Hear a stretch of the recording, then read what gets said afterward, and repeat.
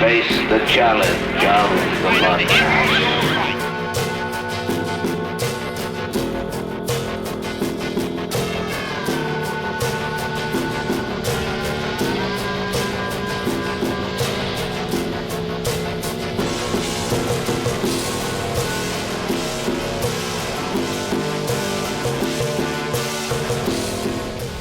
Do they come any bigger?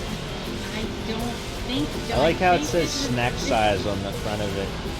It's trying to be ironic, and it's achieving it. As if we needed extra long Twizzlers.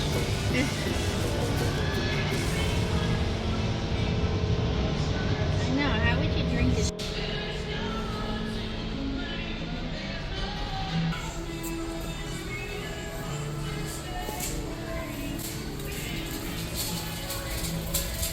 They actually have shopping carts. Why not? You know?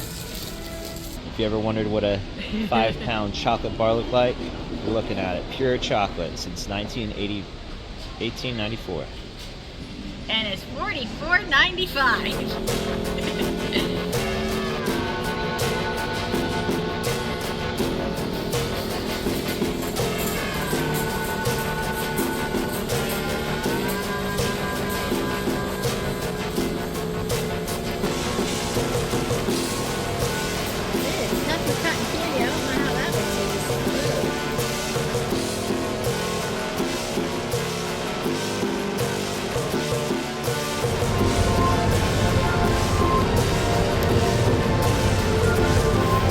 Something else, but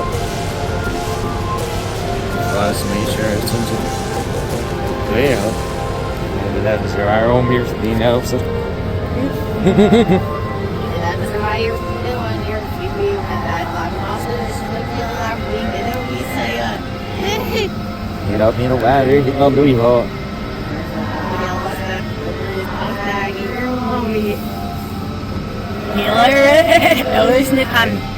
Nu kan hij of misschien zo schön is denk als dat hij jammer van hij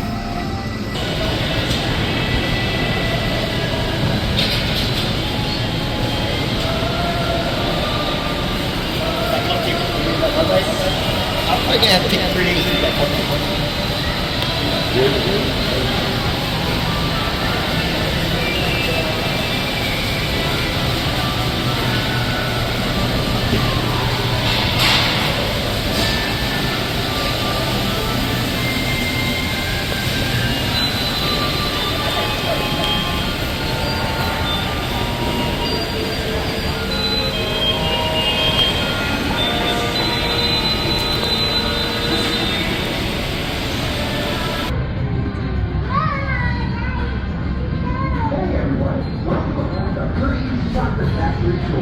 This is new.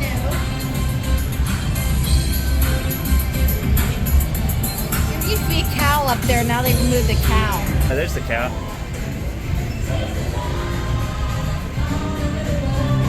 Yeah. Jerry the cow. That's the best they could come up with on that one.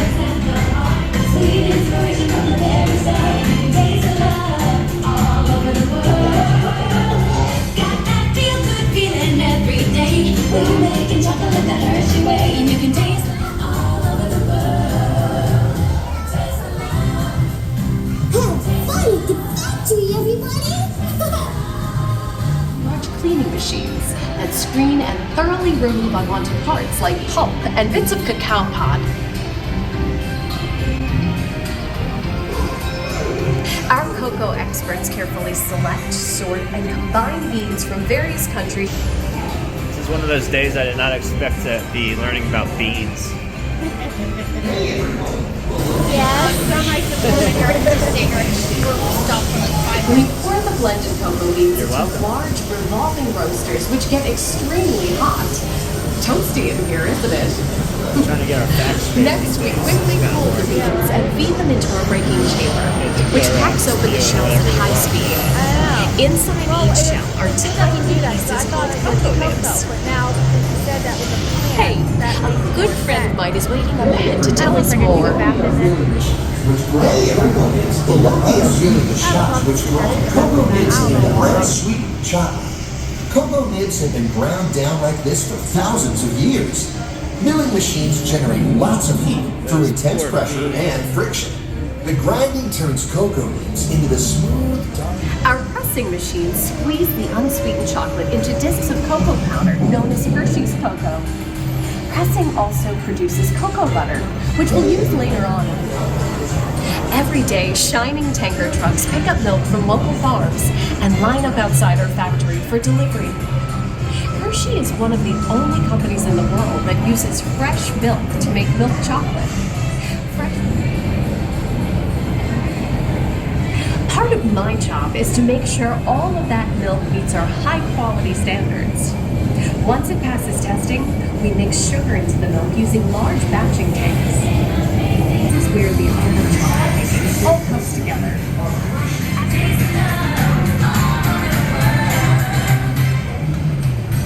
My chocolate carpet's coming up.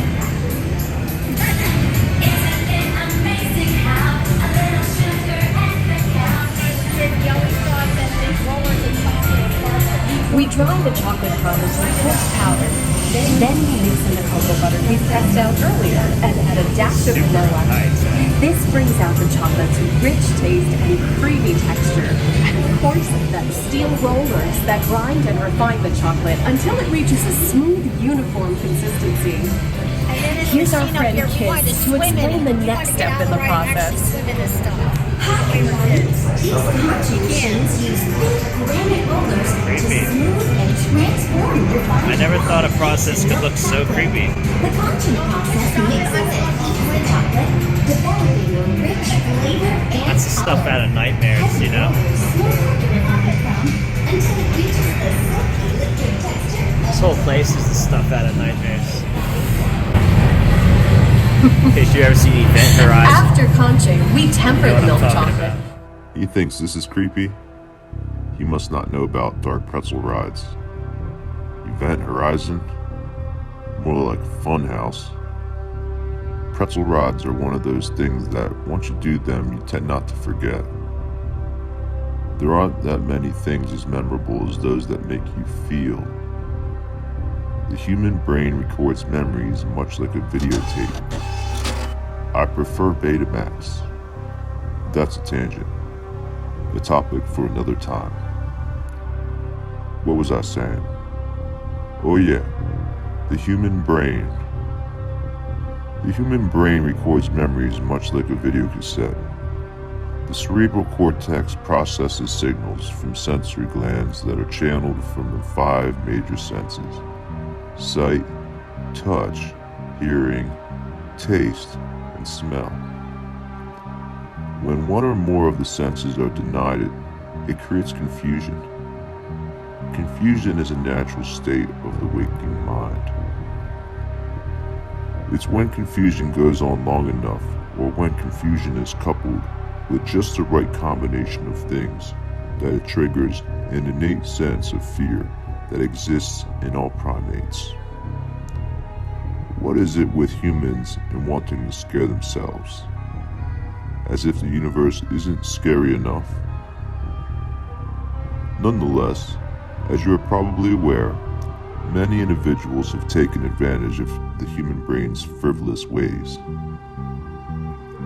About an hour and a half north from the sweetest place is a place where you can find one of these pretzel rides still operating today.